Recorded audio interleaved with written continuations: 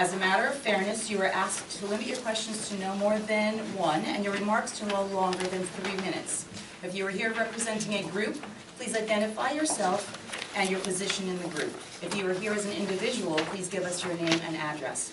This section of public participation will be limited to 15 minutes. And please specify the resolution you are referring to in your question.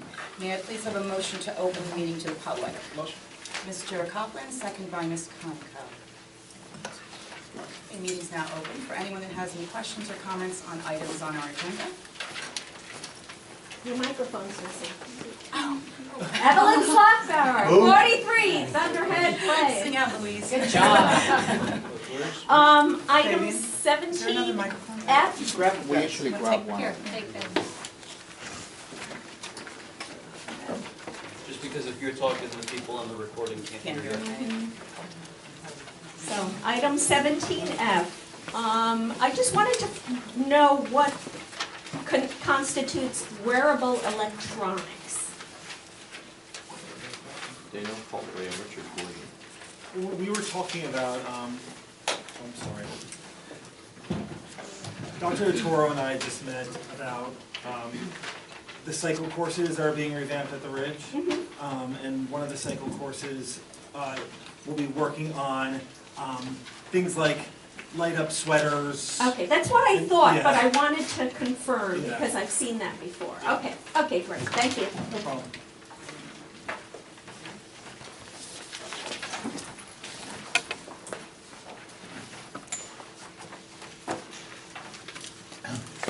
Good evening. My name is Alan Becker, 34 North Bayard Lane in Mahwah. I don't see anything on the agenda regarding the cell tower, but I'd like to ask permission to make a statement regarding that. That would have to take place at the end of the meeting when we open it up to the public for general comments about any other items that aren't on our agenda. All right, thank you. Thank you very much, Mr. Becker. Anyone else? Okay, may I have a motion to close to the public? Ms. Conco, second by Mr. Cohn. Thank you. Dr. Schoen, do you have a report for us this I evening? do, I just, am I on? Am I on? Hello? Yes. You're on. Good evening, everyone.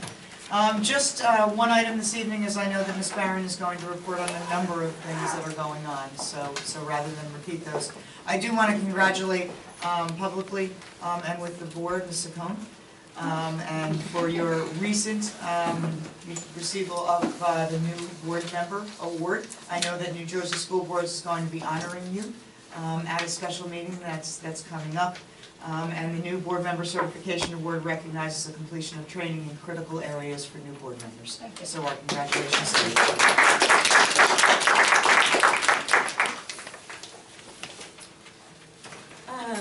Mr. Bleeker isn't present today. Yes, part of the budget presentation.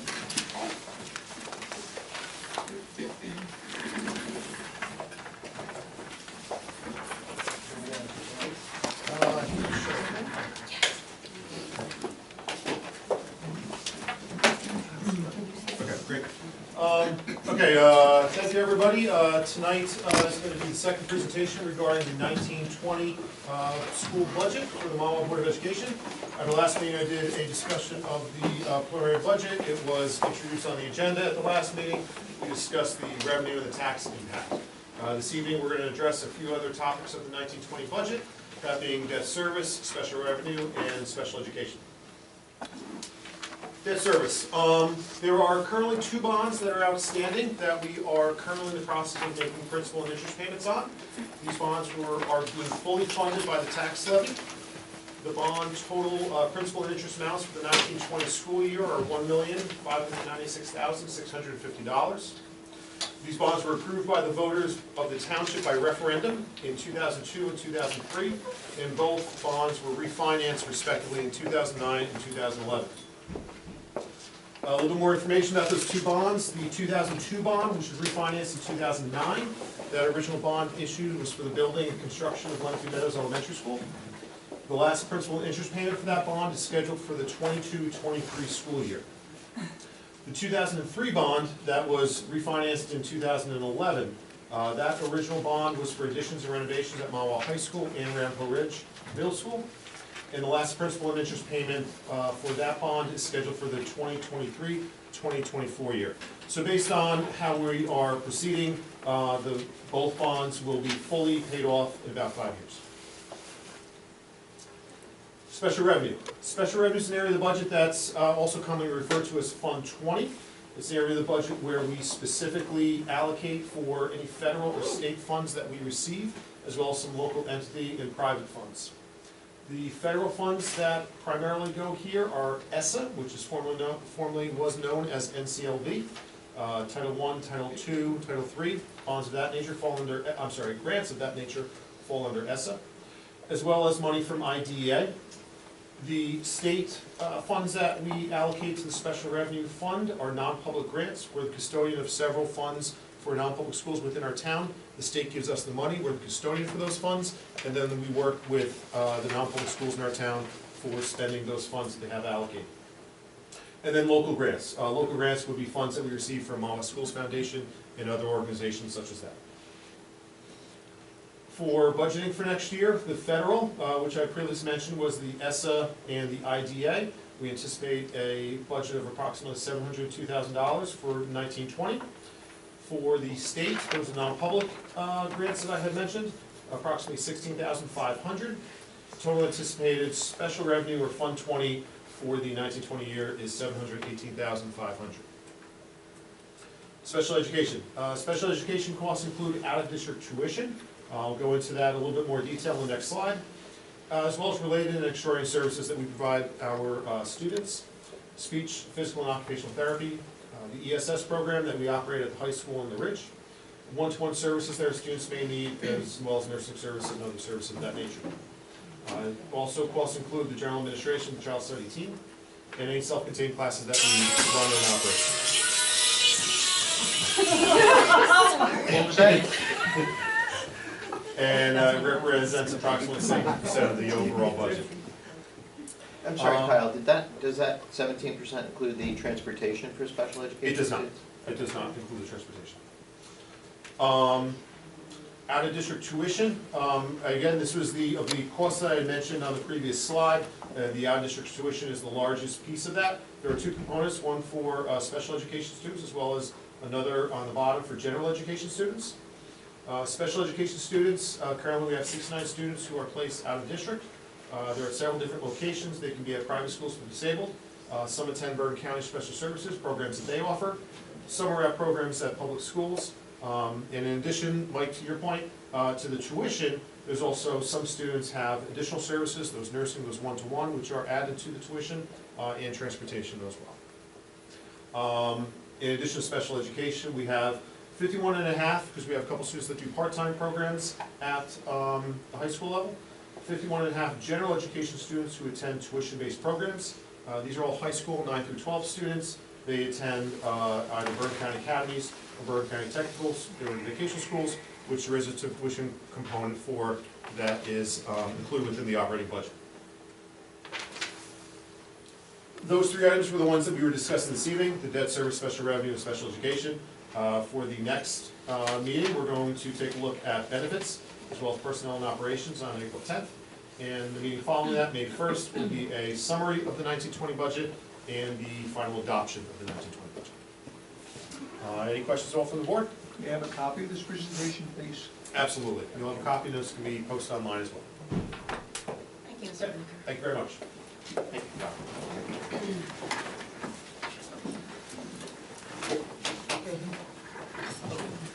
Just a little. Thank you. Mr. Fair, do you have anything for us this evening? Yes, a brief report. The first is we have a retirement, agenda item 18A, Mr. Donald Hayek. He's been with our district for 29 years. During his professional years at Mahwah, he has taught math, science, and social studies in 5th and 4th grade. During his time at JK, Mr. Hayek has established strong connections and developed unique relationships with students, staff, and families. Mr. Hayek extends himself beyond the school day, offering after-school tutoring to all of his students who need extra support or who need to be pushed further. His endless commitment for his students will be sorely missed. And actually, Mr. Hayek has been nominated and selected as our next staff highlight before he had announced his retirement. So we'll be showcasing Mr. Hayek and the other staff highlights at our board meeting on May 22nd, which will be our last board meeting.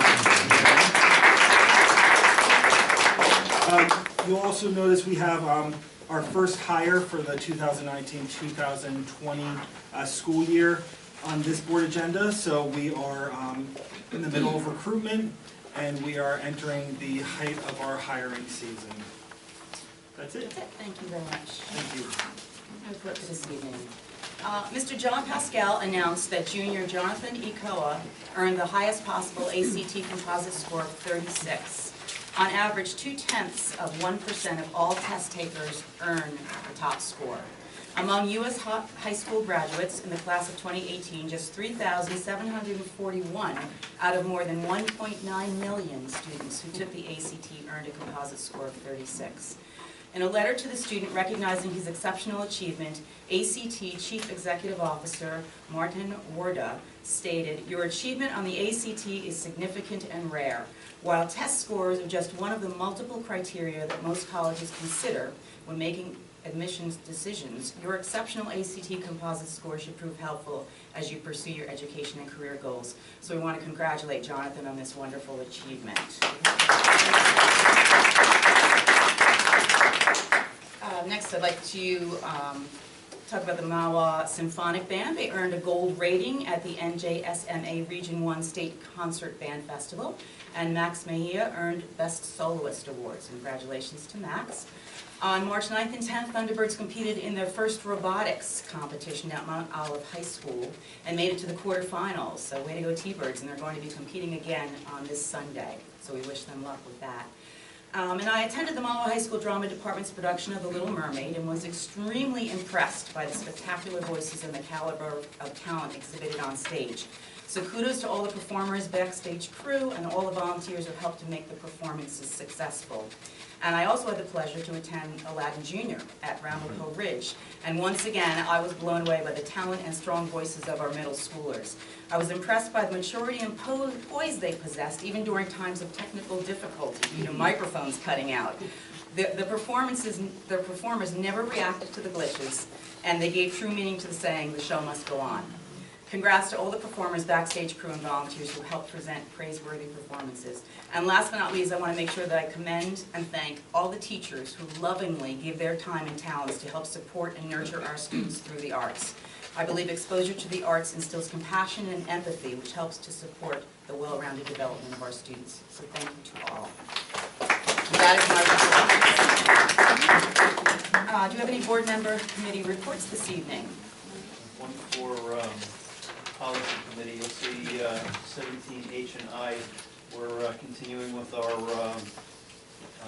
review of the 2000 series. So we have a bunch of first readings. They're pretty much just language updates, nothing crazy. On I, we have a bunch of policies to be abolished, and those are, most of them are being abolished because they refer to NCLB, which is no longer, it has been replaced by ESSA. So these policies have all been replaced and are no longer applicable. And the last one for the practice and preseason heat acclimation for interscholastic athletics is basically duplicated. It's covered elsewhere. Thank you very much. Yes, Mr. Bell. I have a report for the negotiations committee. Since we last met as a board, we have not met with the MEA in that period, but we did meet as a committee. We're now in the thicker part of the negotiations process, but as one of the negotiators uses the phrase, trending up. And the MEA has communicated to us their eagerness to continue dialogue, and we're trying to set up a meeting for next Monday. But we do have a meeting scheduled for April 8th. So negotiations is proceeding. I also have a report for Finance Committee. And just prior to this meeting, we met as a committee to discuss long-range capital facility plans and a variety of projects that are going to be affecting our schools in the next few months, as well as projects that will be affecting the schools over the next few years. A lot of exciting things happening, and we look forward to executing a lot of these this summer. Kyle and our new facilities director will be very, very busy this summer to avoid impacting school operations in September when we resume school. Another aspect from our Finance Facilities Committee is there's been a lot of press recently related to our playground facilities, and playground upgrades are on our facilities plan. We continue to look at that as a project that we'd like to undertake in the next, make a decision on the project by June, and hopefully undertake a project in the next few months. We will be looking at alternative surface materials in addition to the poured in place, which was our originally recommended approach. And we expect that decision to be made in June. On a more community-wide project, at last week's town council meeting, several comments were made regarding the board's involvement in the cell tower project. So I'm going to give a little report on the board's involvement with the cell tower project and where we are now in the process. So first, just let me say that there's no resolution binding the Board of Education to any action related to the township cell tower project on tonight's agenda. This report is intended to provide some background and update the board and public on the Board of Education's involvement related to the township cell project. The Mahwah Board of Education owns property across from Secor's farm that has been considered by the township as a potential site for a cell tower. A portion of the property that includes the ball fields and parking areas is leased by the Board of Education to the township for recreational activities. In July of 2017, township leadership reached out to the board to consider managing an RFP to locate a cell tower on this property. We agreed and we adopted the following guidelines to help us in our decision making. First, providing cell service to meet a public safety need is not part of the mission of the Board of Education. Subsequently, number two, the board would manage an RFP so long as the board did not have to expend any funds to make the project happen. To minimize the costs and risks to the board, we directed our attorney to develop an RFP that made the bidder responsible for all aspects of the project, from identifying a specific site, obtaining all the necessary approvals, managing any litigation that might arise from the project, and all engineering, construction, and operational aspects of the cell tower. And finally, number three, we wanted to be respectful of the character of the area and that our preference for a site on the board property was in the wooded area to the northern section of the property. In May of 2018, the board awarded a lease to AT&T Singular as a result of a competitive RFP. In August 2018, AT&T Singular informed us that they were withdrawing from the lease because their engineers were not able to identify an area large enough for the tower and the support equipment that was not wetlands.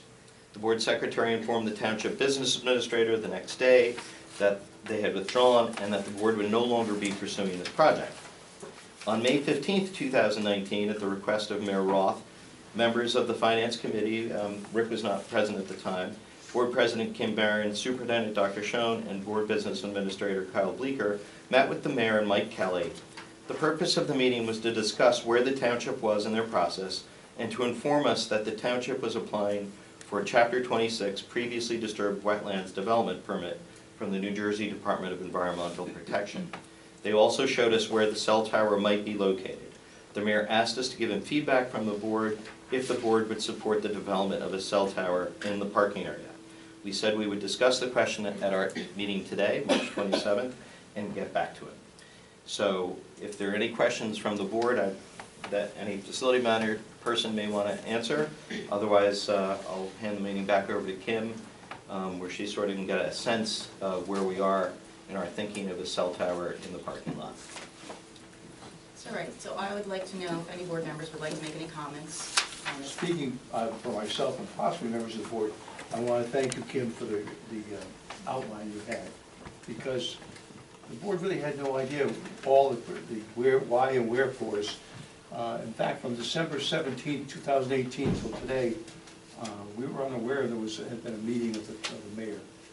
And I appreciate this. I wish more of it would be forthcoming from the various committees. And that was from, we can thank Mr. Gallo for that. So, do you have any comments on the positioning of the cell tower where the town council has? Not at this time. Okay. Does anyone else have any comments they'd like to make? So, I mean, I think Mike kind of laid out where we were a year ago, and one of our guiding principles being to do what we can to protect the aesthetic appeal of that property. I think we have a pretty nice park up there between the pond and the ball fields and everything else. I think that having a tower at the end of the parking lot would change the focal point, I guess, of that property and have a pretty significant impact on the character of that piece of property. If I remember correctly, there are 50 acres up there. I can't help but think somewhere on that 50 acres, there's a place that's less visually detrimental to the character of the area. Mahwah is known as Bergen County's parkland, and I think that that park that we have up there now is sort of emblematic of that. I kind of relate it to, you know, if it were my backyard and I had a big, huge backyard and most of it were just wooded and nothing there, would I build this next to my swimming pool or would I build it in the woods? And I think in between the baseball diamond and the soccer field is kind of like building that right next to your pool. I would not be a fan of that location. I think there's plenty of other property up there. There's lots of space. I can't help but think somewhere, again, on that 50 acres, there's a better location that's less visually impactful to the character of the area than in the middle of the parking lot. Thank you very much. Go ahead. Do we have a copy of the map that's being referred to? Because I don't think the board members outside of the committee has seen that map. Well, I know it was put Rick out. just mentioned middle of the parking So, lot. so what the location is actually, you know where the porta potties are? Which Between- ones? Between the soccer field and the baseball. Yeah, field. by home plate. Right, so if I remember correctly, and I wasn't at the meeting, it would be 60 feet wide and 20 feet deep at the end of that parking lot where the porta It's potties the are. very, the footprint will be the very back, so it will essentially start at the far left corner of the soccer lacrosse fields. It'll be from that point back and come out across horizontally, heading towards the baseball fields, 60 feet with a 20-foot deck. That's the location and the size And of the footprint. Whose recommendation was that particular spot? That was Mike Kelly's, that's where they thought they could put it. Okay. The township engineer. Right, no, I got you, okay, okay, so that was from, so there was a formal request that we look at that? No. It's not a No. formal request there, but, They're so just they're. trying They to want get to a get sense. a sense Right. of how the board feels about They this. need to get a letter of interpretation for wherever they put it, and before they expend the time and energy and resources to get that, they need to make sure that we would be amenable to that location. Location. Right. Now, the other question I had, Mike, was about the wetlands, because they looked at the feasibility of it being more in the woods, correct, Rick, if I So, understand that? so the original But then- location where we had awarded Correct, a right. lease was deep in the woods. Right, and that We was s- denied and we because it still was just favor- not viable. We still favor that location. Okay. I think, The reason. I don't want to speak for the board, but I Right, think I'm there's just a curious. preference for that location. But- So basically, Prima, the reason that AT&T Singular did not proceed was it can be done Right, if you're willing to expend the resources to make it happen. for the And wetlands issue. Right, for them, it didn't pencil. Right, no, I So, got you. and that's Okay, why, but what you said at the end Mhm. was, is there are we or is someone wanting to look into getting approval through the wetlands, or? The town would still require to get a disturbed wetlands development permit Got it. if they were to put a tower in what we call the developed area, the Got it. area behind between the ball field and the lacrosse. And that could be rejected to disturb the wetlands? Yes. It could be. Okay, I'm just trying to get all the Yeah, facts. no, Okay. that's a good And question. it's also Good 3 question. acres property, Got it. so that's Okay. also another I'm sorry? issue, 3 acres property. that would be their, That would be their, right, That That would their. be Yeah, the township's So responsibility. now the current possibility would be this location we're talking about between the fields. Now, That's this current location, is this encroaching into the parking lot, or is it staying within that wooded area that's No, back there? absolutely, it's in the parking lot. It's gonna be a little bit into the parking It's lot. right on the border where there's a berm in the very back, a small berm. That's its beginning point, and coming out 20 feet into the parking lot, reducing the radius when you're coming around behind the That was my ball next field. question. Yeah. Yeah, So the that area- egress, the flow of traffic will then be reduced, I think it's You said about 30 feet. 30 feet, yeah. So that area between the dugout and that wooded area where the parking lot or the Yeah. driveway is right now, that would be reduced by, you're telling me, about 20, 30 feet? So would But that that's even? two of them. Between the backstop and the fence where the tower would be about 30 feet or less. Do we have a drawing of it Yeah, by there chance? is. That It's- maybe- They were supposed to send us some. They were Okay. supposed Well, to, but we maybe, didn't receive it. that's fine, if you guys get it, please Yeah, get it, yeah. get it. And then the other, piggybacking on what Rick said, I think another concern with this particular location is the fact that it becomes an attractive nuisance. Number one, it's out in the open, kids play, it is not a lit area at night also. There will be fencing around it, balls will careen in there, soccer balls, lacrosse balls, baseballs. What is not to say that children might not have the inclination to climb, to go in, to, oh, look at that, there's a plethora of balls in there, let's go grab some. And the alternative to prevent that from happening is to put razor wire around this. So that's another reason that I am not inclined to really liking the tower right there in the midst of playground area, where it's accessible to a lot of children, very easily accessible to anyone who's in the park area. And I mean, it should be stressed, just to sort of frame this. This board has no opinion as to whether the Airmont property or the Rosansky property would be the better location. We have no opinion there. So that is absolutely a question for, or a decision for the mayor and council. That's not what we're being asked here. We're being asked basically hypothetically, if they were to apply for a letter of interpretation, I guess it would be for a specific location. So we're just being asked, are we comfortable with that specific location? Not whether, you know, it's anything about which location it should go in. That's not anything that we have any sway over. That's not anything that we have any, you know, any control over or any input to. If we, just a question, so the question then would be, we're saying we're comfortable or not comfortable with this being considered a location. With that location. With this particular, Right. Now- Nothing about the rest of the property, just that specific location. Yes. okay, does that mean if they come back and say that's viable, that we are then, by allowing consideration, saying that we are then supportive if that's the location that's determined, or are there separate decisions? So as I sort of introduced at the beginning, there's no resolution on our agenda, we're not taking any formal votes. If this were to be a site, it would require a change in the lease that we currently have with the township. The lease we have with the township only allows recreational use of the property. Got it. It would require a resolution by the board to change that lease to allow the cell tower to be developed. So, but before the town gets too far down this path, the mayor asked us, what do you think, and met with just members of us, and we all said, you know, we can't just speak for the whole board, Right. and hence we're having the discussion in public. And what is the committee's recommendation? Again, we sort Again, of we want. didn't make a recommendation. Yes, we didn't. We have our personal Yeah, opinions. and that's why we wanted Right. this conversation to happen in public, so that everybody sort of was able to voice their opinions. Okay. You mentioned a To answer lease, your- but it's actually a deed.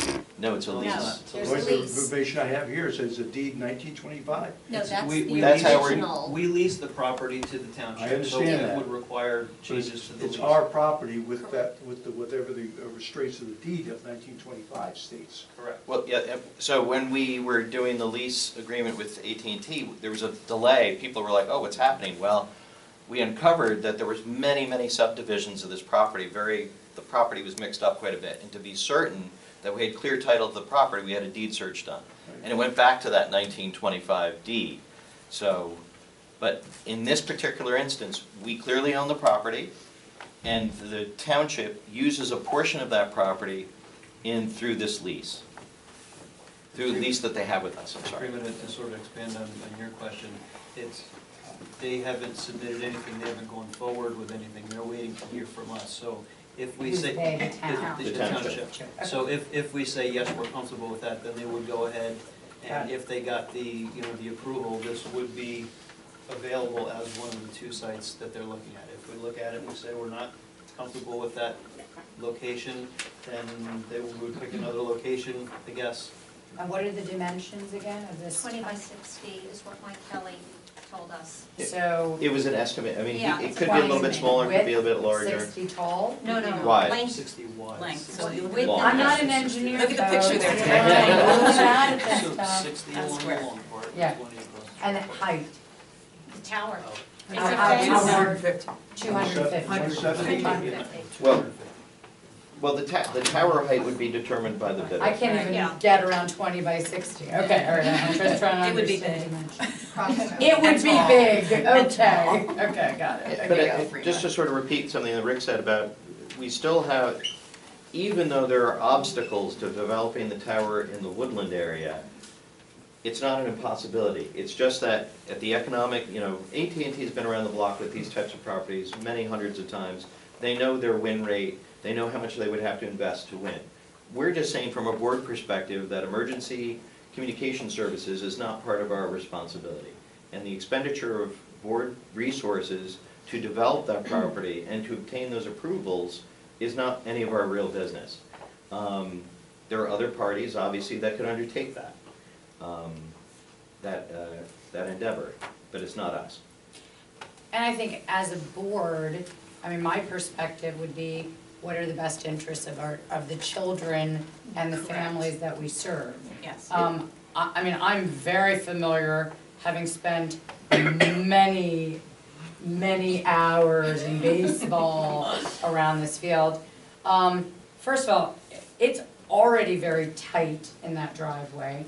But more concern is, I mean, the concept of razor wires, as you're bringing up as a possibility, or a way for there to prevent kids, I mean, is there, Kids from are there, climbing the yeah, can you fences to climb access. this tower? I mean, Well, Not the tower, it's the the fencing that fence will around enclose the enclosure, footprint. right. So, to me, it's like, I think we have to also look at the safety of our kids. If we're leasing this as sports, and usage for sports, there are a lot of K through 5, because then otherwise if you're at the high school or otherwise, this is K through 5, and then who uses lacrosse Well, field? it's K through, you're getting K through 8 Eight, for all eight, of them. okay, but these are still younger kids. Younger kids. Who Actually, have- sorry, take that back, you're getting high school teams that are playing. Oh, you're on doing- this field. oh, Yes. The soccer field Yeah, I is saw for them. younger Yeah, kids. high school baseball. But I would be more concerned about the younger kids, because they're, kids are kids, they're curious, there's impulse control issues. I think I would have some concern just logistically about the space, about safety issues, and the fact that it then limits further the parking facilities there, when I know parking is already quite tight there. But again, and there's no way to push that just a little further back? Well, there's actually, the stream is right behind On the that. other side of the berm. The only thing that separates the stream from the parking lot is a berm of wood chips the town has been depositing there for a number of years. Where the porta potties are. Yeah, well, I don't know what the podium parking. That whole back line I'm with you. that Okay. field. I'm with Yeah. you. In your conversations with Mike and the mayor, I don't want to make an assumption, so they're suggesting this location. Are we concerned, or are they concerned, excuse me, about setback requirements? I'm not a zoning official, so I don't We don't know. know if that came up in your That's meetings. not part of the, Part of our- That's not yeah, it's part not of part our- of the conversation that we need to consider. I mean, obviously, I would imagine any application that came before either zoning or planning would be subject to whatever ordinances are in effect, but that's not. I didn't know if it that's came up not in your part of the conversation. purview. No. I don't think it's that far along. Linda, do you have any comments? No, I just was wondering, is the town no longer considering the Company 3 They're- firehouse they're considering- project? They're- Or is they're- that still? As I understand, they're looking to get letters of interpretation on both properties. I mean, that would be a great question for a council meeting. I really don't know. They're considering both. I don't understand the whole process. Okay, I have my sense of the whole thing as well, and I'm along the lines of Dr. Marthy and Ms. Conoco, along with other board members. It's all about the safety of the children, and I'm concerned because it is recreational property, and this would put, I think, a blemish on it, and would be an attractive nuisance, and would cause safety issues, and I don't really think that our town needs to have razor wire. So it looks like it's a prison of sorts there. So I'm not averse to, again, using any of the other property. There's 50 acres there. They are more than welcome to check out the rest of the property, as far as I'm concerned. That's my personal opinion, but I'm not for this area right here, parking lot. Is there anyone else? Yeah, I'm sorry, one other question. I didn't go through the entire presentation. The town council had their expert make a presentation about a month or two ago. In that presentation, they spoke about this property. Was there any other locations that expert suggested a tower can go on our property? No, there was a general, you know, this vicinity. whole property, that whole property, it didn't, He wasn't specific? his scope was not, that wasn't his scope, it wasn't. Okay. It was there to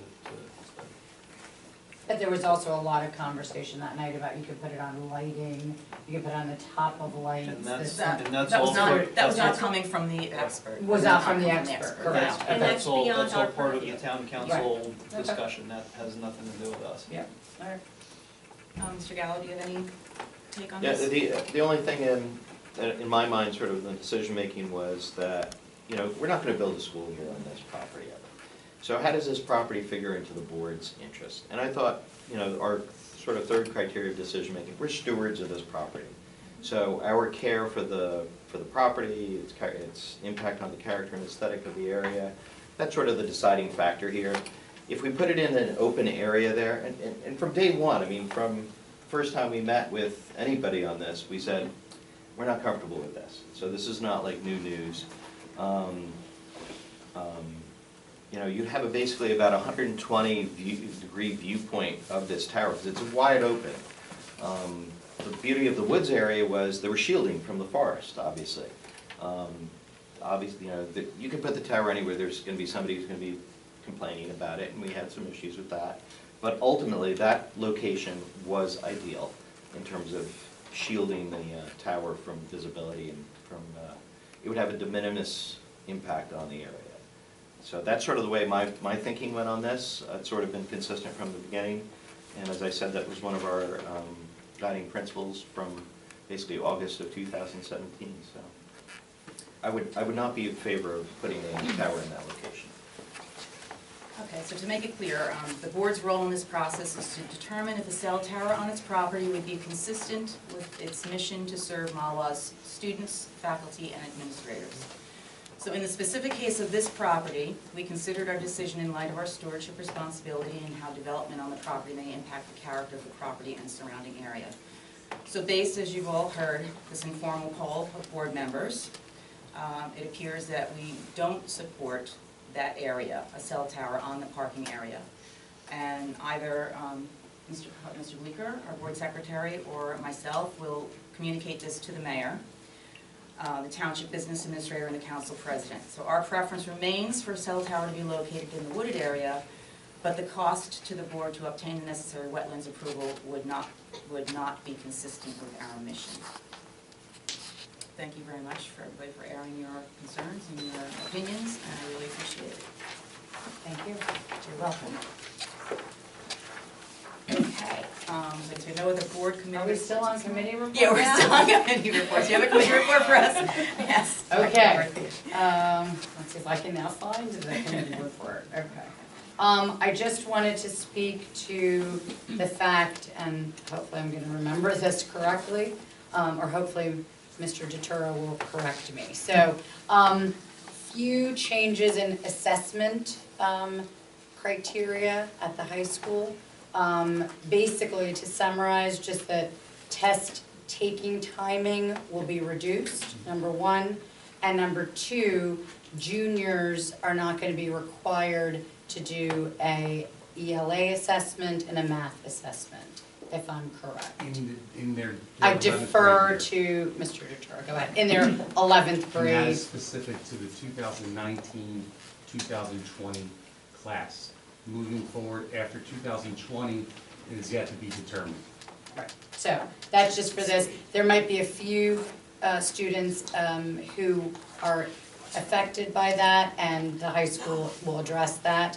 But generally, the majority of the 11th grade class will not be affected by this change. Correct. Okay, thank you, Mr. Duterte. Thank you very much. Dr. Duterte, sorry. Thank you, Dr. Morgan. Very important. Okay. Thank you. Community relations. Community relations, yes, sir, Oh. go ahead.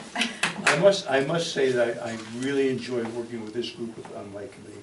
It's taken me 2 years to have this much, shut up. I'm beaming, I This- thank okay, you. I left. First, Scotty, Thank you. The enthusiasm is what I've been almost doing by myself for 2 years and banging my head against the wall.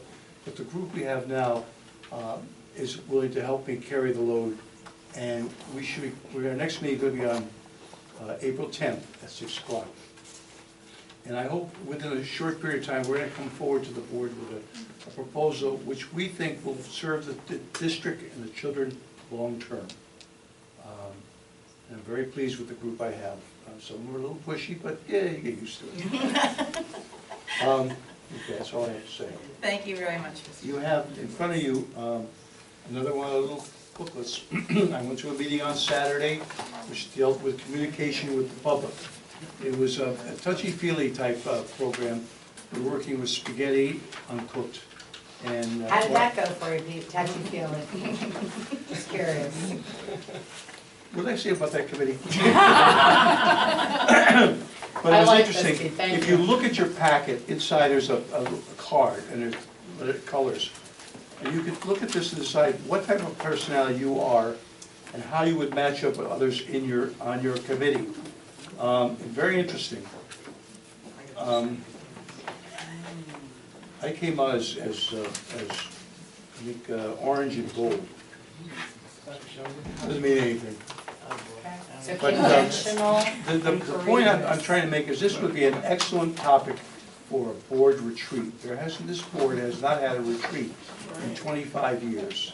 I think it's important that we should get together off day, no tie, we don't wear ties anyway, and really get to know each other a little bit better. Do some repelling.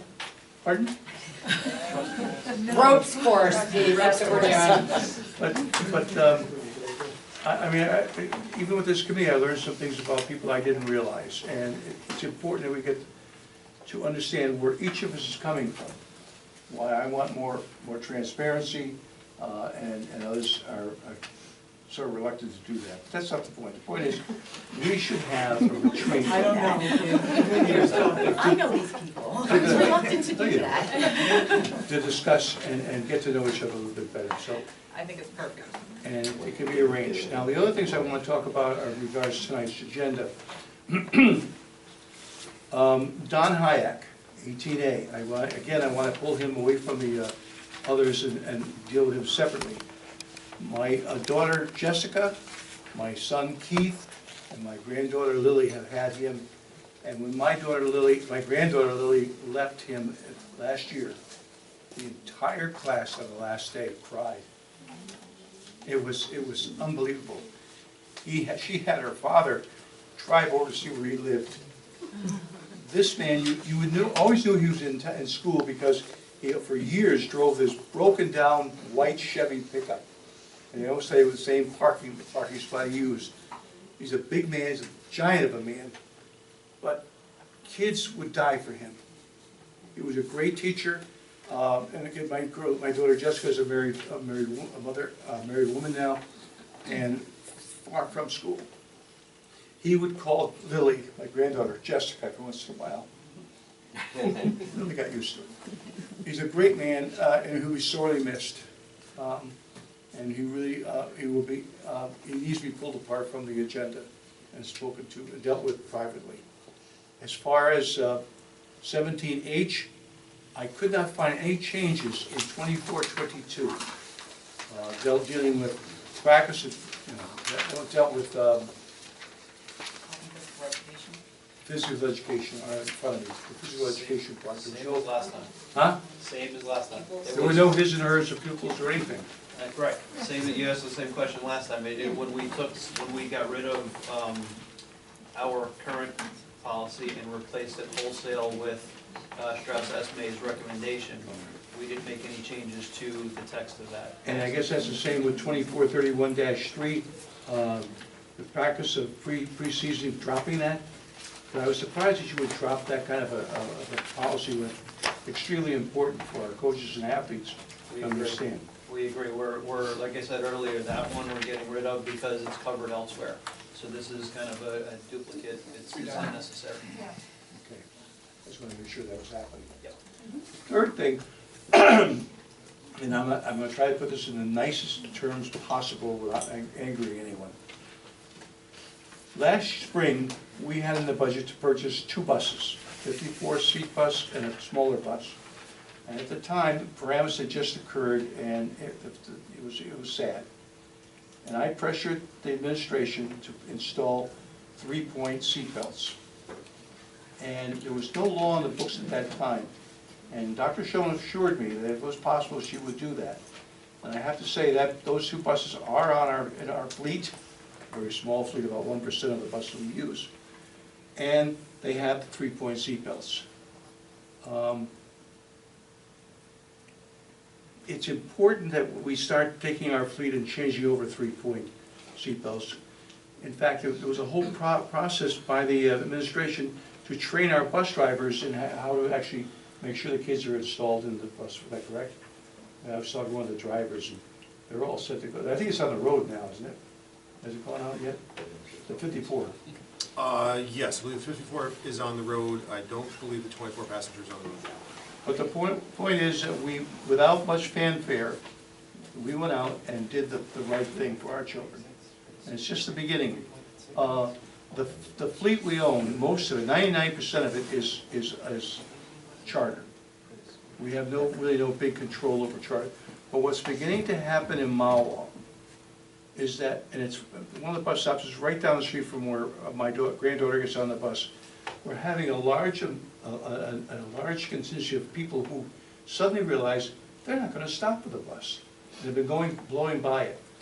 Now the police have done their job. They've been coming there, been sitting there every morning, and in the afternoon they're in the bushes watching. But they're stretched thin because we're asking the police to watch the bus stops, not only in Fardale but throughout the district, but also watch our schools as the kids egress from the schools. So what I'm planning to do tomorrow night, we're going to be at the Bergen-Passaic School Board legislative dinner. I'm going to make sure I'm sitting next to Miss Holly Shapezi, and I'm going to push her to get to start a process where they will begin legislative hearings on establishing exterior mounted cameras on all our buses. We can't afford it, and nor do we have the right to because they're not our buses. But the ones that are, we could do. But I think it's high time that we put on these bus cameras and get them out there because it's getting serious. I don't want to have a Lilly rule, a Lilly law after a fact, some kid getting hurt or killed. And I've watched these people go by me, and it's unbelievable. So that's what I plan to do tomorrow night, and I'm hoping we're going to have.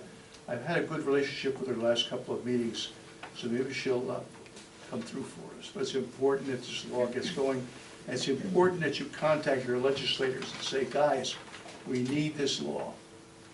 And let them get out there, because someone's going to get killed one of these days. One parent put up a little sign this big, you can't read it from the road, but he meant well. And he videotaped one of the things. But we've got to do our due diligence and get out there and get this law on the books, and we have to put pressure on the legislators. That's what I have to say tonight. I'm sorry. Thank you very much. Mayor? Yes. Mr. Mayor brought this up at a couple of meetings, and we are considering it and gathering some information through Bergen County and costs and those kinds of things so that we can make a determination moving forward. But it is on our radar. Right. Yes. A couple things. First of all, I want to remind the board the next Parent Academy, what every sports parent needs to know, is April 3rd, this Wednesday. Dr. Terrell, 7 o'clock, correct? Correct. 7 o'clock at the high school. So it's it seems like we were gonna hopefully have a really good turnout, and the speaker, Rick Wolf, is an expert in sports parenting, and he's excellent if you've ever heard him before. Pete, if you wouldn't mind, would you mind letting us know what your conversation or Of course. outcome, but before next meeting, if there's a way you could maybe Oh, shoot us a I message do have and email. let us know what Holly says, I appreciate I that. have your addresses. And then I was sitting next to Miss Barron at the Ridge Play over the weekend, and I was absolutely blown away. My daughter's in 6th grade, so this is my first experience in the whole drama end of, she wasn't in it, but she all of her friends were, so I was absolutely blown away at the level of professionalism that the 6th, 7th, and 8th graders exhibited that night. So kudos to all of them, and looking forward to more and better drama activities in the years to come.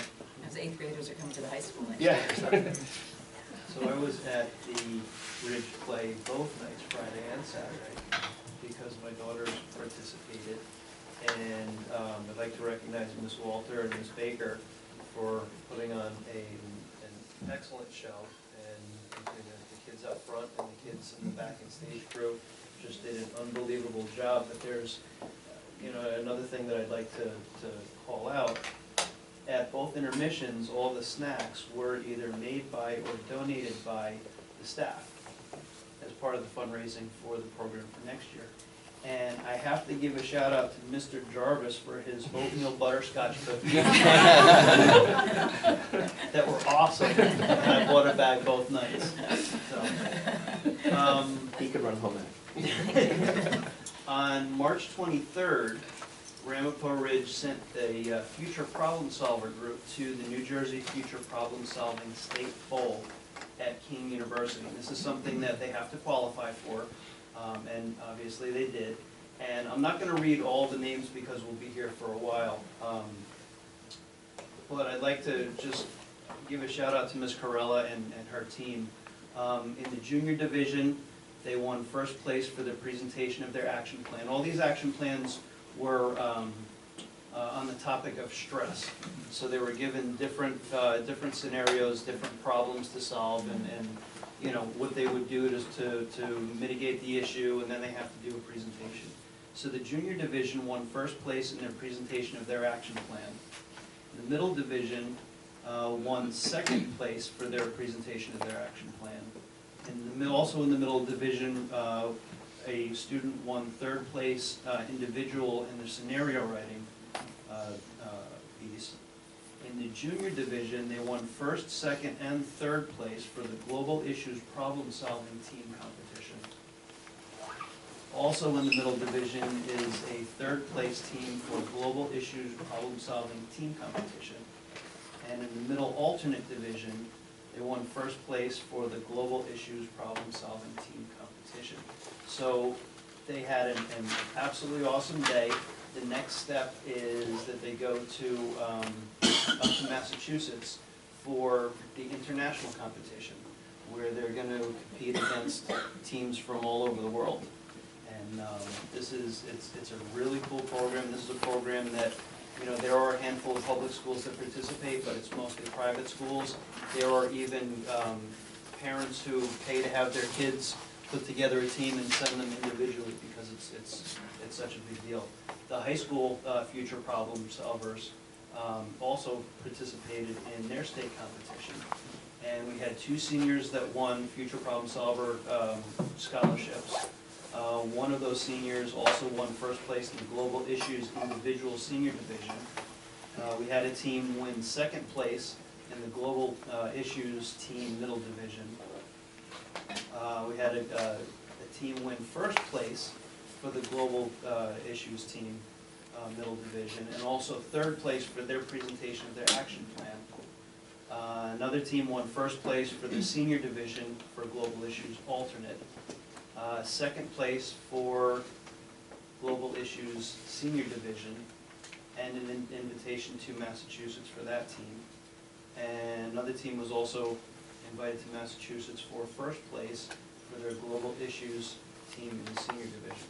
So, super proud of our students, super proud of Ms. Corella for really putting together an awesome...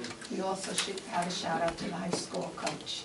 Mrs. Corella coaches the middle school, And Christine Hardigan. Yeah, it's Christine Hardy.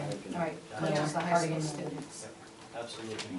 And also, Aladdin Junior, I know we've spoken highly of the actual showing, but there was also a really cool moment where, that was organized by Joyce Comer and Rampo Ridge, where the 5th graders took a field trip to see the show, and it was really awesome to see. The Rampo Ridge teachers organized these events for the 5th graders to kind of just experience middle school before they even got there, and it was awesome. So, and also Jenny Jacobs, who also worked on the play, shout out to her as well. Thank you. Great stuff, everybody. Thank Just, you. so Linda, Kim and I are, and if we can convince Peter, A separate car. in a private vehicle other than mine, are attending a School Boards Association meeting on School Mental Health Conference on Tuesday, April 9th. Peter's more than welcome to come with Kim driving. I'll go by and wave. But the other, all this recognition is really just a tribute to all the hard work of our staff, parents. It really takes a village to make all this happen. And no doubt we have missed recognizing a whole bunch of people. So I'm just going to plug the Twitter feed one more time. But the Twitter feed does have a lot of this stuff in there. And so we're talking in words. The Twitter feed often has pictures and graphs and all sorts of interesting things that really digs down deep in not only the recognition of our students, recognition of our staff members and administrators. And I'm just going to mention one other little thing where we're sending 3 students, Aaron Lockwood, Olivia Lito, and Matt to Pittsburgh on April 7th for All Eastern Chorus, which is a first in many, many, many years. It's a really big deal. It's, I think, 12 states. How many states is it, Evelyn? It's basically states from Virginia to Maine, out to Pennsylvania. The best students in chorus, and they also have a symphonic band and a jazz band component, go to this event. It's really, it's a really big deal. And the fact that we had 3 chorus students is really amazing. And my apologies to anybody who we did not recognize. Okay, old business. May I have a motion to move on old business? Dr. Morphy, seconded by Mr. Windrikowitz. Please take a roll call on that. Some comments, right? Okay. Mr. Windrikowitz? Yes. Ms. Zuccone? Abstaining on 16A.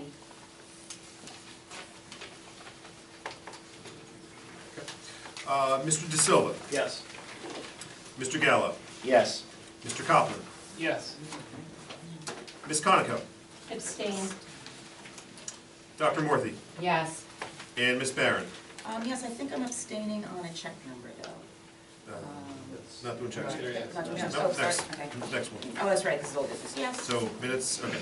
Good to go.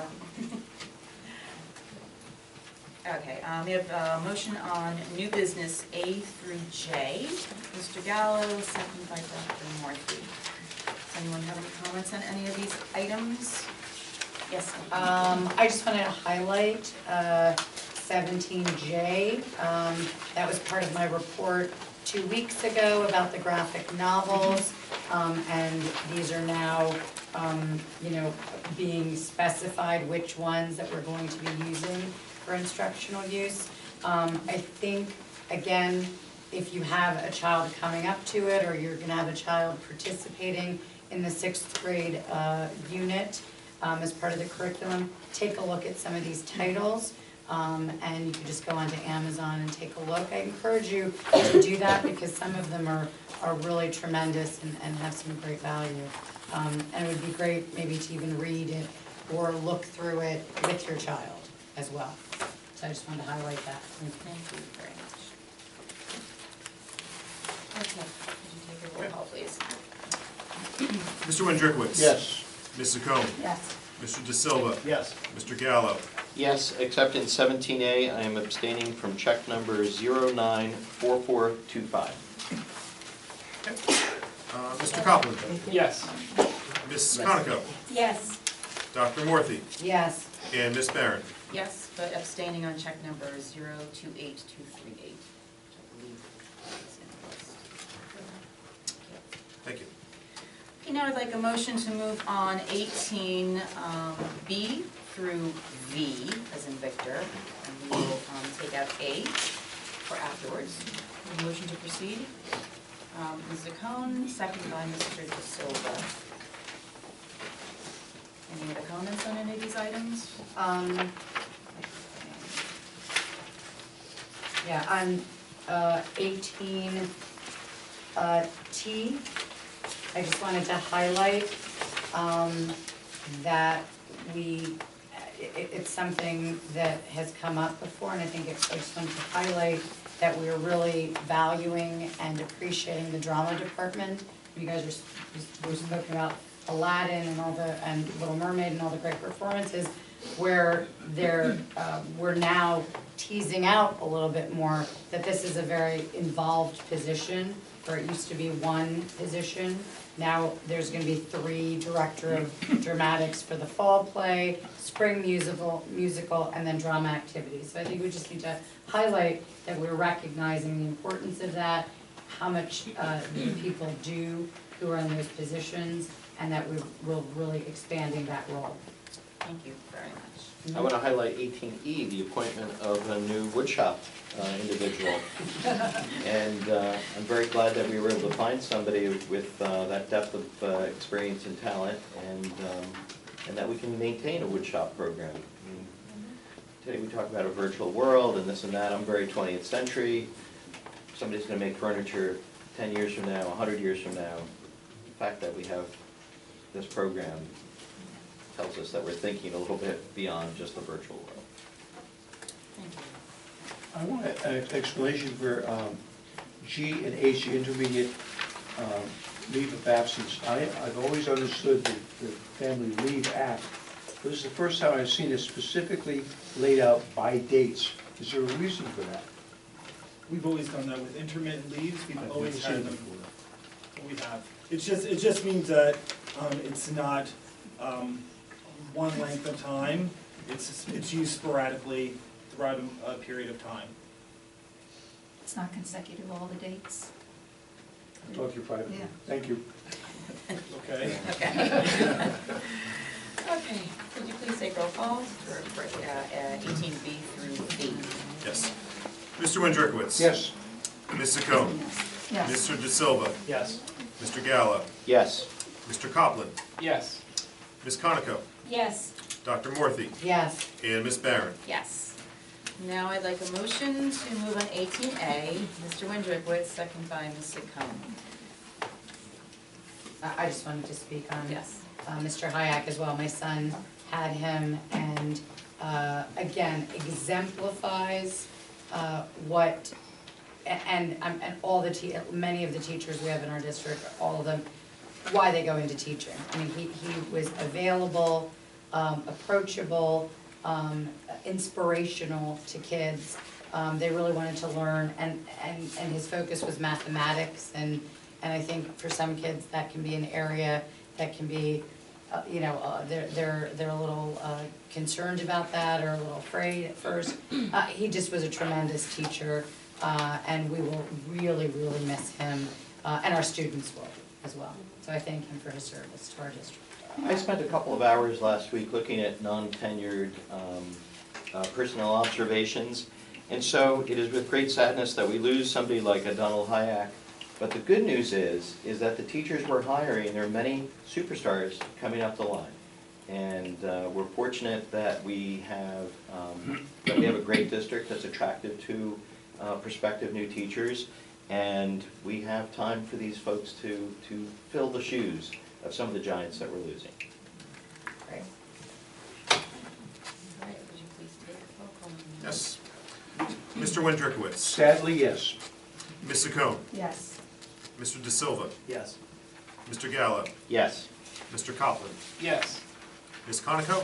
Yes. Dr. Morphy? Yes.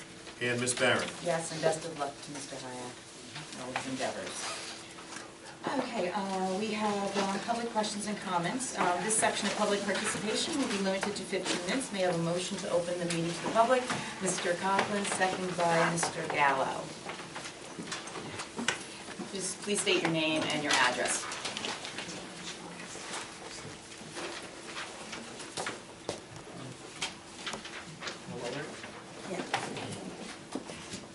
this morning. Every time I get him to your mic. Is this on? Good evening, my name is Megan Charles. I live at 10 Skytop Drive in Mahwah. And I am a parent of 2 children. My oldest son is a kindergartner at GW. And I am also a proud graduate of Mahwah High School and the public school system here. And it's one of the main reasons, other than my family still lives here, that I came back to Mahwah 4 years ago to raise my children. So, I love this town, and it was with, I'm sentimental about it. So I was super excited last year when my son was going to Safety Town and they announced it was at Betsy Ross, because I'm a Betsy Ross kid. So, when he went, you know, all the stories that I told him about my elementary school, I showed him all these little places, and I even scheduled a play date for after Safety Town one day for all his preschool friends. So we finished the Safety Town, right? Left the auditorium where I showed him where we learned and performed 50 Nifty.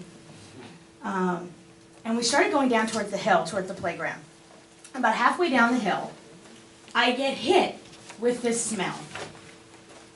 I didn't expect it, but I knew it. Research shows that out of all the senses, it's our sense of smell, our olfactory senses, that are closest tightly tied to memory. And they're right, those studies. Because halfway down that hill to the Betsy Ross playground, the smell that I was hit with was the same smell that I encountered on that same playground 30 years ago. I was a little kid at Betsy Ross in 1985 when we had the old tires on the playground. And the smell of those tires when they got hit by the summer sun is a smell that I had forgotten. But as soon as I smelt it, there I was again. So we came down, we started playing in the playground in the area, and I started talking to the moms, and we were walking around, and although it was cushy, don't get me wrong, it's cushy, it was gross. And it was, the smell only intensified when we were standing on it. So much so that one of my friends, after 10, 15 minutes, she said, Meg, I'm sorry, I gotta go. It's giving me a headache. So we started talking about it. I said, you know, I'm sure it's different stuff, but it really looks like someone went back, took the 1985 tires that I played on, crushed them up, and spread them out for our kids now. I know it's probably different stuff, but it might as well be the same. So that's what I'm here to talk to you about tonight. You know, it's interesting that you brought up all these things. You know, congratulations on your award, Mrs. Ocone. You were talking about the problem solvers, and congratulations to all of them. And you know, I was a former problem solver from Mahwah, and I like to think my parents and that team taught me to solve community problems, right? So here I am again, not a high school kid anymore, but a parent. The rubber turf, or rubber mulch, or turf, whatever they're calling it these days, is awful. Especially when the weather's warm, as I said. It's on their clothes, it's on their bodies, it's on their faces, and let's be honest, all of us who have kids, they're little, it's in their mouths. The material is completely unregulated. There is no state, federal, or independent body charged with regulating it. The only thing it's tested for is what they call impact attenuation, the bounciness. A Yale study that a colleague of mine, Ann Pally, will cite in a moment, shows high levels of carcinogens and dangerous metals, including lead and chromium. I don't want my 6-year-old rolling around in it. And I don't want other Mahwah kids rolling around in it either. Currently, the Consumer Product Safety Commission checks toys and other items that come in contact with our kids. This is the body that issues a recall when there's a toy that has a lead in it. But they don't regulate this stuff. It's unfortunate because this stuff, as I call it, this rubber mulch, is made up of things that none of us would want to come into contact in daily life, and yet we allow our kids to roll around in it. We need to remove it and make sure that as responsible parents and educators, we're not just replacing it with something equally as dangerous. First, this is what I'm talking about. Mr. Gallo, you're the president. You can feel free to open it, take a whiff. Don't get too, don't put it in your mouth. I have some at home, so. We have many parents who have, yeah, we do, we have some on our floor, all of us have it. My children, I don't remember this, I mean, I'm It's going everywhere. right into the mulch. Oh, yeah, so, and I actually did a, Smells like childhood. it does, but wait till it's hot. I actually did like an amateur core sample, if you will, so there's like some of the dust on the bottom and the bigger chunks on the top, to give an accurate representation. Because I got big, I got that. So, so there's been some discussion about the poured rubber mulch. But based on lack of conclusive data of the safety of this poured rubber mulch, I just consider it a fancy cousin to this stuff. There is not enough data to support that the idea that it's superior in any way, and to add insult, the poured rubber mulch smells the same in the heat, okay? Gives you the same kind of headache, and as a taxpayer, I really object to it because it's extremely expensive. But you know what isn't expensive? Certified, safe wood chips. Okay, I'm almost done. So as free-thinking adults, I just want to say this. We all come to the table with different viewpoints. And with that in mind, I just want to state that although we'll be sharing a lot of facts tonight about health and safety, if you decide to, and again, I know you're looking at it, we would like a faster timeline because the weather is getting warm and the smell is going to be happening. It's already in my rug. It's already in everything. It's already coming back. So what I'm looking for is a faster timeline to find out when this can be removed. Hopefully we can put in wood chips instead. But I want to make something clear that even though we're sharing all these health and facts, you voting for a fast removal of this stuff and a safe alternative doesn't necessarily mean that you're saying you believe in this reason, that you believe in the cited studies that we're discussing today. Maybe your reason is different. We just want you to vote for it. Maybe your reason is fiscal. Maybe your reason is aesthetic. Maybe your reason you live next door and you're sick of the smell too. But I just want to ask you to please don't just put it in a pile, to consider it in a capital budget thing when we'll discuss it and maybe, I'm not sure the timeline. We just want it done fast. So I urge you, elected school board members, to please, in the best interest of our children, remove this product and replace it with a proven, natural, safe alternative. Thank you very much. Thank you.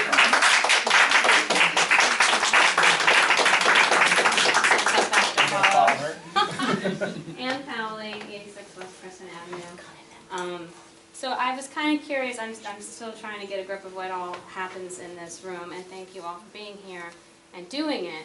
So that little round robin about the cell tower, I mean, how could we get something like that about the mulch? Because I feel like I've done a lot of research. I know I'm probably bugging you guys with my length reports, and I feel like it's just going into the ether, and I'm not getting any feedback, and I just kind of want to know what you're thinking. I mean, I think I know you're open to removing the tire chips just because it's old and it's gross. But then what? Why the holdout on the poured rubber as... Mr. Gallo, I thought we discussed this, right, last meeting, what the timeline was? Right, we're gonna make a decision by June, and the wood chips we'll put it in the hopper as part of the consideration, but we'll be making a decision in June. You originally contacted the superintendent in October of 2017. February of 2018 rolls around, we have Parkland. We have a whole series of security initiatives we had to fund and move ahead of relatively quickly. Because we have to move on that, plus we can't disrupt school operations. We have, I think, about 6 projects that we have to do this summer, including curtain wall at the high school, which has been leaking for how many years?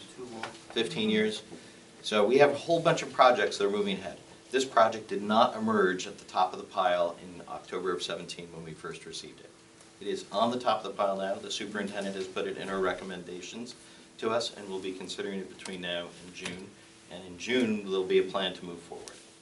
It's hard to wait that long, knowing how long the conversation's been going on and knowing what the kids are playing on.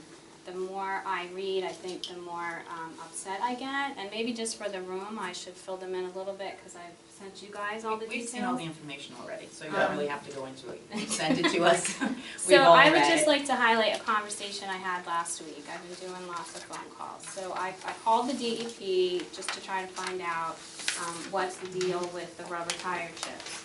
And they told me, we don't oversee that because it's a consumer product.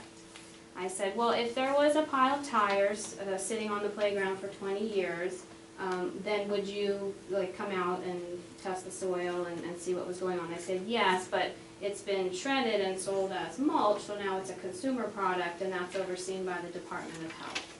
So I called the Department of Health and they told me there are no federal or state guidelines for the contents of rubber mulch. None. But, he said, if you're going to remove it, you have to have it tested for toxicity. You have to find out what's in it so that they know how to dispose of it, as solid waste or as hazardous waste. And I'm sitting here as a parent saying, you have to test it to throw it out, but nobody had to test it for my kids to be playing on it. It's insane. It's a loophole in the federal law called the Federal Resource Recovery Act. You guys can Google it. It allows hazardous material, if it's turned into a consumer product, to be exempted from hazardous materials regulations. And that's what our kids are playing on. And I know the rubber mulch sounds very attractive. I just want to reiterate, 99% of the time it's the exact same material. I don't know if there is a poured rubber surface that isn't made from shredded tires. I don't know if that's something that you're investigating. Those are going to be calls I'm going to be making in the next week. But it's essentially the same stuff, even if it's not loose and the kids aren't rolling around in it and eating it. The only thing that seems logical to me is the certified playground mulch, which is wood chips. It's very inexpensive. Aside from the disposal issue, it could be done in a weekend, it could be done on a Saturday morning when the kids aren't at school. We don't have to wait till summer, we don't have to wait till June. The certified playground mulch is actually tested for some chemical content. They make sure there's no arsenic, no preservatives have been on it. The edges are rounded so it's safer for the kids to play on. It has the impact attenuation everybody needs to prevent injuries from fall. I mean, it really seems like the only material worth looking at. And while I'm in here, I know we have some other people in the room that care about this stuff. The tire chips are not regulated. Neither is any other product made from those tire chips, including the crumb fill in turf fields. So I don't know when turf fields might come up as being redone for schools, that you should know there are lots of safer alternatives now. You don't have to do grass. And also, to the council members in the room, I hope that maybe we could look at some better alternatives for the Continental Soldiers field as well. And I'll be sending you all information on that shortly. So I do appreciate all your time here. I feel like there really is only one option, and I just wish it could be decided on a little sooner. It seems like a relatively small amount of money, just for the wood chips. The poured, I get it. So, also we did circulate a petition. I think today we're up to about 345 signatures, and I'm remiss I didn't print out copies. I'll get that to you electronically. Thank you very much. Thank you. Thank you.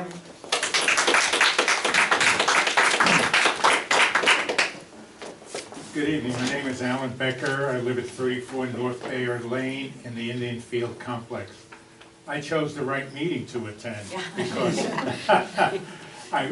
there's so many things going on around town, and I do attend the council meeting regarding the cell tower.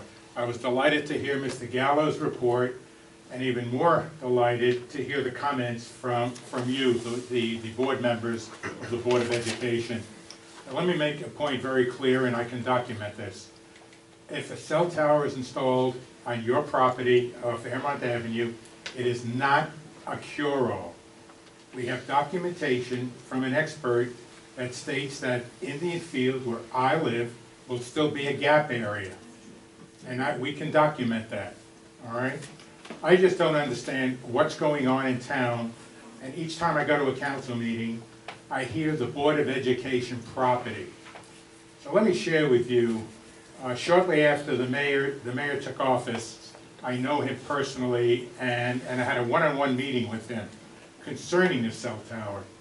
More importantly is the fact that if an emergency occurs in that gap area, there's no access via a cell phone to emergency services, all right?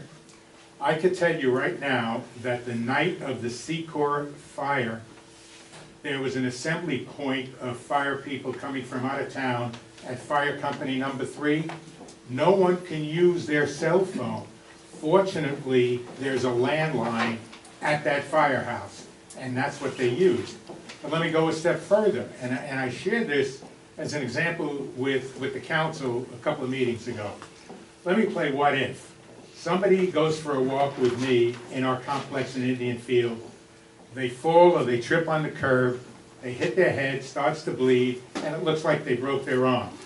What's the first thing one would do? Take their phone out, call 911. Well, what happens when you can't get through to 911 and somebody is laying on the ground bleeding? If the tables were turned, I'm with EMS, I'm part of the emergency services here in town. I would know what to do. But what about the 5,000 people that live in that gap area that don't have that ability? So I'm very concerned when I hear the Board of Education property come up in conversation at every council meeting. When I met with the mayor, his statement to me was, I'm not going to put my signature on anything until I'm confident that we have the right location. So they hired a consultant, and I attended that presentation, and I can tell you, it was one of the finest presentations I ever heard. The man is so buttoned up, so qualified, and he chose Masonicus Firehouse as the prime area for a cell tower. Not only did he choose that, but I heard tonight from Mr. Gallo that AT&T withdrew their opportunity at your property because of the wetlands and so forth. The firehouse has 11.5 acres. There are locations that have already been identified for a cell tower. So I don't know why this is dragging on. I don't know why the mayor is asking you to devote time and effort behind it. I have a document here that I would like to give to the president of an email that the mayor sent to the Department of DEP, Department of Environmental Protection, asking them to clear some of the wetlands on your property so they can install a cell tower. And in this email, it clearly states that the consultant identified the Masonicus Firehouse as the prime location. So I'm here asking you, if down the road it comes down to it, your property is not the prime location, Masonicus Firehouse is the prime location, and that should solve almost 100% of that gap area. Your property will not solve that problem. I thank you. Thank you.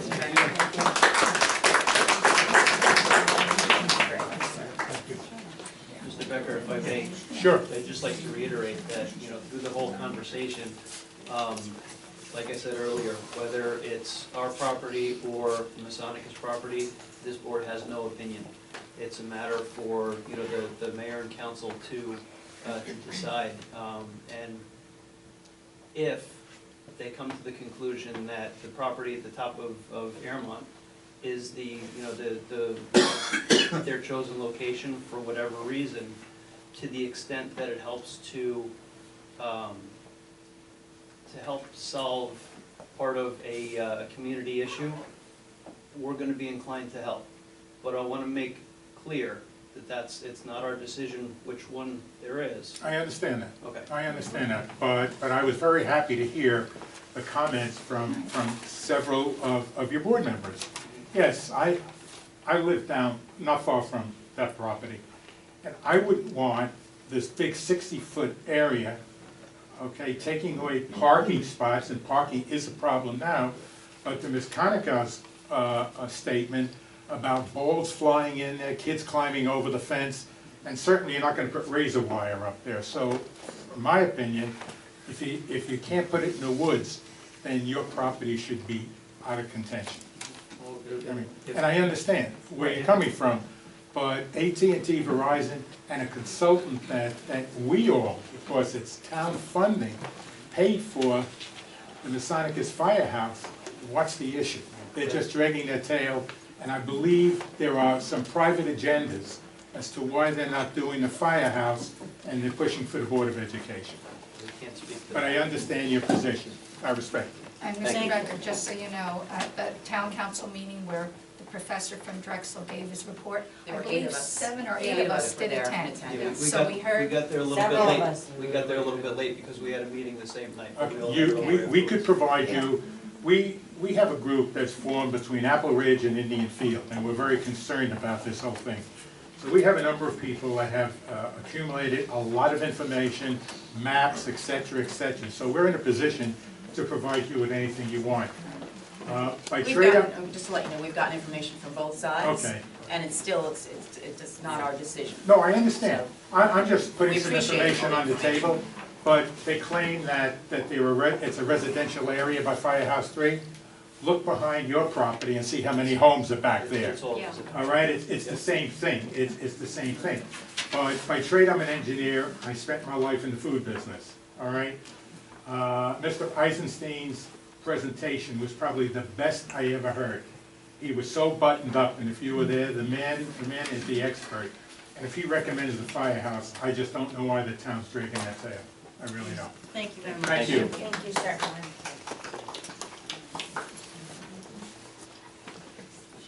I'll try to be quick, I promise. Hello, I'm Laura Prinsky, 51 Malcolm Road. This is my first board meeting. I'll be new to the education system next fall. My daughter will be starting kindergarten at Betsy Ross. I'm a Ramsey resident, but chose Mahwah to raise my kids, do a little practice. I hope so, I hope so. I'm here because I belong to the Moms and Dads Facebook group and heard that you'd be talking about the tire mulch, so I'm just switching gears back to that. I actually spoke with Mayor LaFerrette about a year ago because I do a lot of research on every little safety thing too, and I had asked him about the tire mulch, and he just happened to whip out his phone and say, I know exactly who laid down the tire mulch, and let me call him up. Oh, everything's all safe, it's perfect, nothing wrong? Okay, great. So he says, okay, you're all set, nothing to worry about, send your kid to school and have a nice life. I don't necessarily believe that, I'm not stupid. So anyway, I've just come up with a couple of suggestions as to what we can do. Just by the way. Sorry, nothing Now against the Mayor mayor, but I just thought, okay. All right, we've been talking a lot tonight about the safety of our children. So safety is of the utmost importance, and the surface that they play on every day in school on the playground should be a #1 concern. I know you're making a decision in June. I know you like to expedite this. You've been fighting for this for 2 years. I 100% agree with my fellow moms over here, stick together. But just as some suggestions to raise money, maybe we could send a flyer or direct mail piece home to either all Mahwah moms and dads or everyone in Mahwah to see if we could do some kind of fundraiser or send in donations or something like that to raise the money if it's costly, but I really don't think it should be that costly. There's not a huge spot to just get some wood chips, or I see these tree trucks all over the place cutting down trees all over. Can't we take some of the wood chips from there, work a deal with some of the companies or something to just get this done quickly? My daughter starts in a few more months and I'm already freaking out about this, and I really don't want to pay another year to send her to a private school. I already did that for pre-K. I want to send her to the Mahwah schools because they're great. You say all these great things about the theater and everything and the school reputation. I've heard nothing but great things about this town, and I want to keep my kids in the public school, and I don't want to take them out because of the stupid rubber mulch. So please just fix the problem so I don't have to be a worried parent as well before even getting into school. Put my mind at ease, their minds at ease, and all the parents, and for the safety of our kids. Please. Thank you. Thank you. Thank you.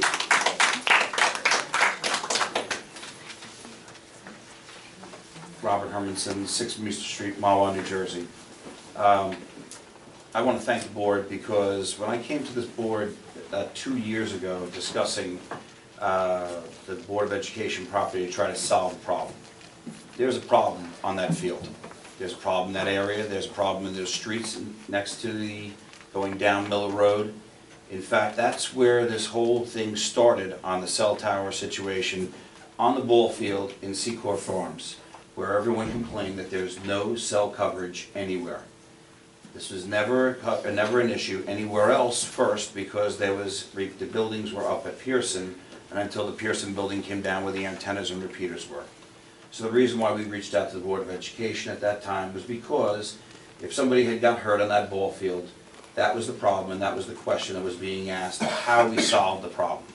When we asked about where we could put it, if we could put it somewhere where there would be a buffer or a zone, the board was very receptive. We sat down together, and I wanted to thank the board because it was something that it actually looked to try to work together with the township council, which is the way it should work. It's all our tax dollars. It doesn't make a difference where the money goes to, whether it comes to the Board of Ed or to the council. It's all our same tax dollar, which is the reason why we sat and we discussed this.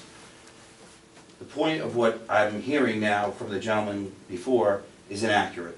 If you read the statement from the gentleman who did come in, who we hired on the council. Mr. Hermson, we have nothing, we No, cannot but make a decision. So you can tell us they're No, not no, but my telling the point is truth, this, and my- they can tell us that you're not telling the truth. No. But it doesn't matter to us, because I'm we're not- not going to make the decision. I'm not trying to do that. What I'm trying to say though is that the dead area, what he's stating on that, if it would be covered, it is covered.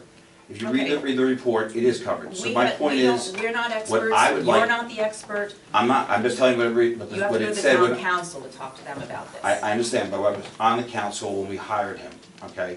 So all I can say is, what I'd like to see is still that property available to work together to solve a problem. We said And- the but I- property's available, But this is the reasoning. not where they want to put it Polish right now. Press right now, when they put the tower up in Polish Press, we made sure that it stayed within the buffer zone of 1 foot for every, for 3 feet for every foot to the tower, which is 450 feet from another house. Before So we go the any que- further, we're going to give the mayor our take on it. He can come back to us and explain to us what he'd like to do, if he'd like to do something different, if there's something else that you're trying to explain to us right now. You don't represent the mayor or the town council. No. So I understand that you're concerned, but we really, it really doesn't No, but I reach don't, our I level. don't, We have nothing to I would decide like on you to this, let me so finish my point. please make it quick. I'm trying. Thank Everyone you. else took plenty of time, so I don't think that there was a reasoning here where you try to rush me along now. The bottom line is that if you have a buffer with this, in that one spot, if you go in and you limit the buffer from the township more than the 3 feet for every foot, and you take it and you put it in one location, you're opening up Pandora's box to every other spot in this town to have that happen.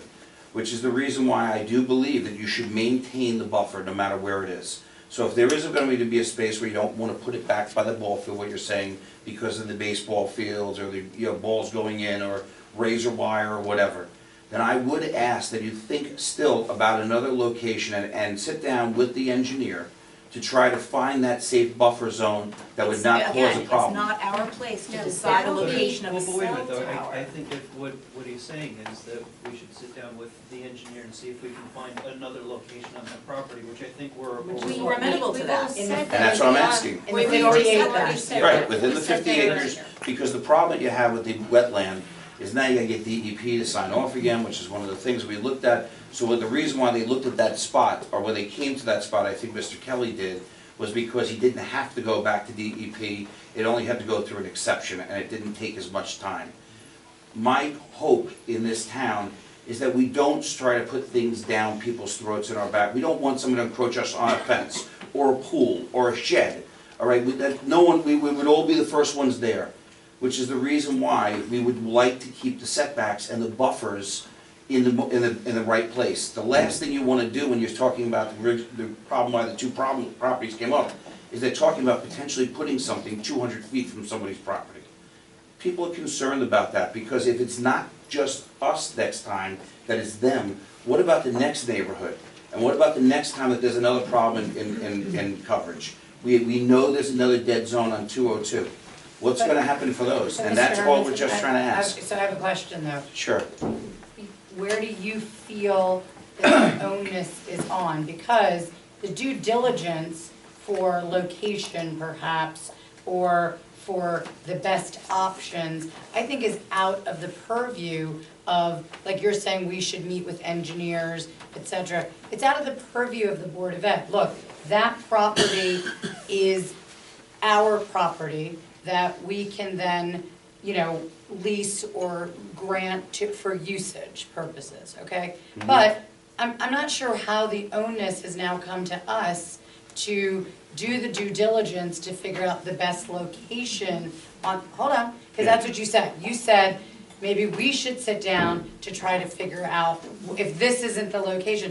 Look, I think the board has said and been open to using our property as an option and as a solution to this problem. However, for now, the two places that have been presented have had issues. One with the wetlands, one with it being in the woods, and then now this new location, which encroaches on ball fields and sports facilities and safety issues, in our opinion. So again, we have, I think, looked at it openly, right? And I'm not arguing with you, I'm just saying, I'm just saying that how is it somehow now the board should take that sort of extra I'll let step him answer to the figure first one, out but I'm gonna say, the I'll say location? something if you don't say what I think I'm gonna say. Go. I think we're both probably gonna say the same thing. Yeah.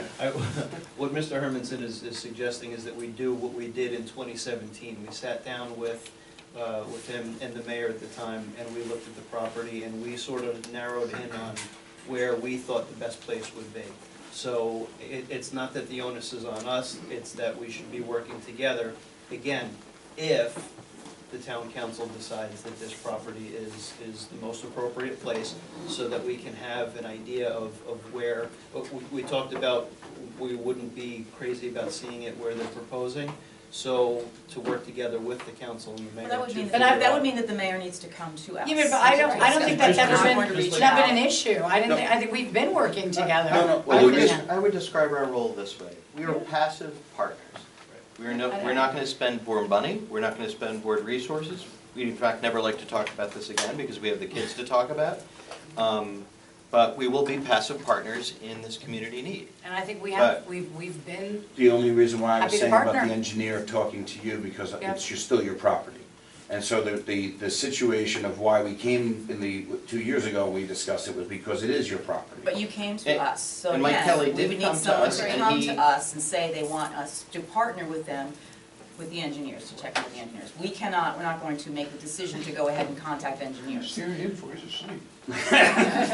Well, I know, and that's why I that's said, it. I think, because, that's why I said, we did, when we came here. Right, you 2 came years- to us. And it was great, So because everyone sat when the down, and mayor that's why I and hope the Mr. same. Kelly would like to come to and us we're, again. and we're happy to do that. We're I open don't to think there's, discuss it. I think the board has always been open to it. So the We're mayor did- reiterating the same thing Yeah. over and over Right. again, Yeah, quite we keep frankly. saying the Right, same.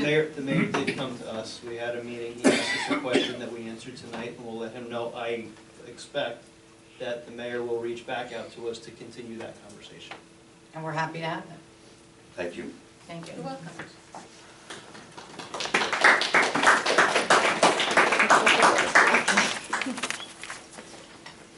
Okay, I got just a couple things. Okay, so the letter to the parents regarding the 11th grade testing, is that going to be going out soon? Dr. Turo, when is Mr. Ulmer and the principals planning on sending that A out? letter was sent from the district on the general overview of the testing. Mr. Pascal will be sending a letter specific to his school within the next couple of weeks. Okay, great, thank you. Question about the bus arm camera thing. Just, I forget exactly how many buses we own, it's not that many, I know our own fleet of buses, right? But none of them currently are equipped, With correct? outside With cameras? the outside camera? They are not. Are there any grants or any, safety, It's a great you know, question, Mrs. Blackwell. things We've that- just started Okay. to look into this and to research it and to put everything Okay, in to a get nice them neat at least package. on our own buses if we can with any grants. And then, just see here, I covered that. Okay, so the last thing I'd just like to say, regarding the cell service. I'm just gonna say regarding the cell service. I do live near that area. I do know how terrible that service is. I do know that the property at Secor would benefit more of New York on that side versus benefiting the Mahwah community. So from my standpoint as a community member and students going to school here, I rely on that cell phone for those calls, like the delayed openings, the et cetera.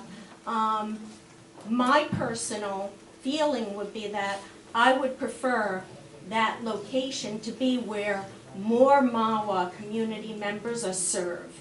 The other thing I did look into was if there is going to be a cost associated to the town council to erect something because of the wetlands, you can erect a tower on Fire Company 3 and attach it to antennas to Fire Company 3. So depending on the cost benefit of it, if there's going to be a cost to me as a taxpayer in this community to build something, I would rather have it built where it's going to service the entire community. And there are ways to make it look less ugly, less intrusive. Thank you very much. I think you need to go to the township. The town council will more than. I just wanted to Well, let you thank know that as you're going Thank to you. discuss it, okay? Because I did send them an email with that information. Thank you very much, Mrs. Lochbauer. Happy. Appreciate it. Thank you. Thank you. Anyone else? Just to prove I'm not sleeping. David May, 93 Owino Road, Mahwah. Not here to talk about the cell tower. I just wanted to acknowledge and say thank you that you're looking into the cameras on the buses. And thank you, Peter. You're gonna reach out to Holly if you want. I can reach out to her too and kind of take them both notes, but I think it's an important issue. And just want to note, I've had 3 meetings this year shorter than tonight's meeting. You know what? Can I make a statement, please? May I make a statement? No, Mrs. Lochbauer, I'm gonna jump you. No. Go ahead, trust me. I've had 6 years of meetings. We've never run this late. That's all I have to say. Go ahead, Mrs. Lochbauer. I just wanted Could be a trend, could be a trend. I just wanted to tell everyone, because I don't know if you're aware, but Ursula's costume was created by a Mahwah High School student. Fabulous, thank you. It was phenomenal. Yes. Do we have a motion to adjourn? Mr. Gallo, second by Mr. Copeland. Motion, meeting adjourned. Thank you all for attending.